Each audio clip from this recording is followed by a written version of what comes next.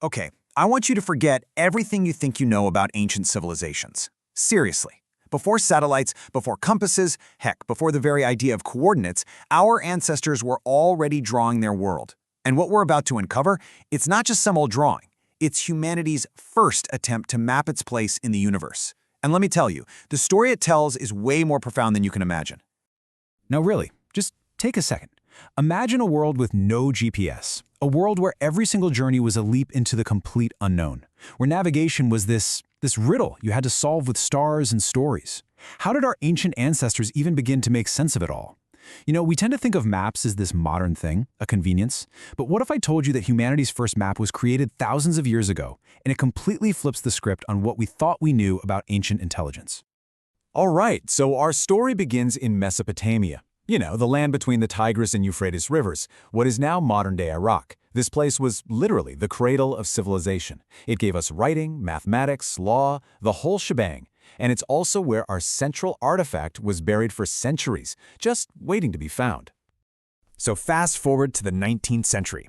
Archaeologists are digging in the dust of these ancient cities, and they uncover something they probably didn't think much of at first. Just this small clay tablet, right?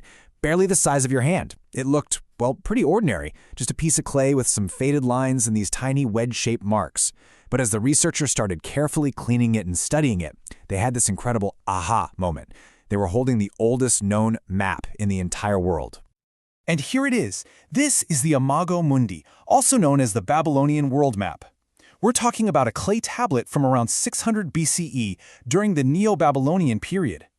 Now, this isn't just some old drawing. This is the very first time we see humanity trying to capture the entire known world in a single image. Think about that for a second. Okay, now before you start squinting and looking for familiar continents, let's get one thing straight. This map, it's not cartography as we know it today. It's not about precise distances or directions. This was a map of a worldview, a map of meaning.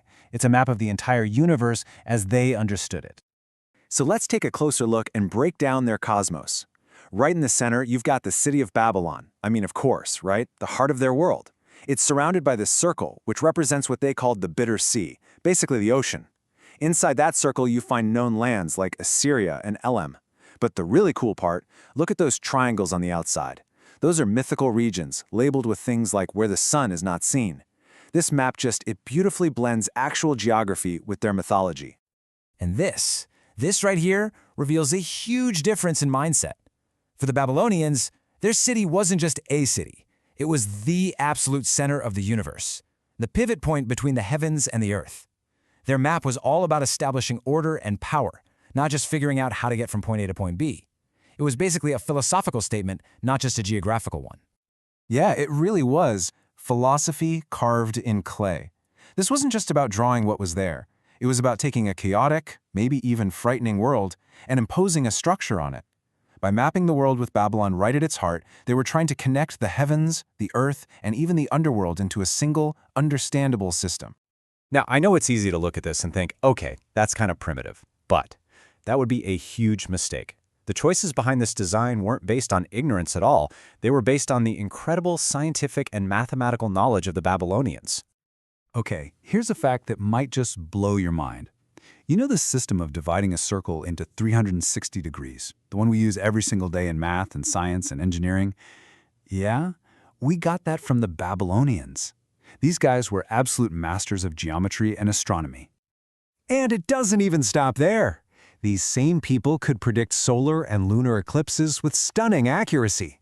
They charted the movements of the planets. They even gave us our concept of time, dividing hours into 60 minutes and minutes into 60 seconds. So the key takeaway here is this. The design of their map was not a result of them not knowing any better. It was a deliberate, sophisticated choice made by brilliant scientists. See, for them, the universe operated on a kind of divine geometry. So to draw a map wasn't just a practical task, it was a sacred act. It was their way of participating in the very act of creation itself, of defining and ordering the cosmos. And placing Babylon at the center, well, that was the ultimate statement of their place within that divine plan. So what is the true legacy of this little clay tablet? Well, it connects that distant past directly to you and me, right here, right now. because it reveals one of the most fundamental questions of the entire human experience. This is it. This is the question. Where am I and what's beyond that horizon? That's the question that drove that Babylonian scribe, and it's the exact same question that has driven every explorer, every scientist, and every dreamer ever since. The Imago Mundi is, well, it's maybe the earliest physical evidence we have of humanity trying to answer this profound, universal question. And that is the real takeaway here. Mapping isn't really about technology, it's about imagination. The tech changes for sure, but the impulse, it stays exactly the same. This fundamental human curiosity is the common thread that connects this ancient piece of clay to the mariner's compass, to the paper maps of the great explorers, and yeah, even to the GPS in your pocket right now. So the next time you pull up a map on your phone, just for a second, remember this little piece of clay. From those ancient etchings to our modern pixels, the story of mapping has always been the story of us, just trying to figure out where we are and what our world looks like.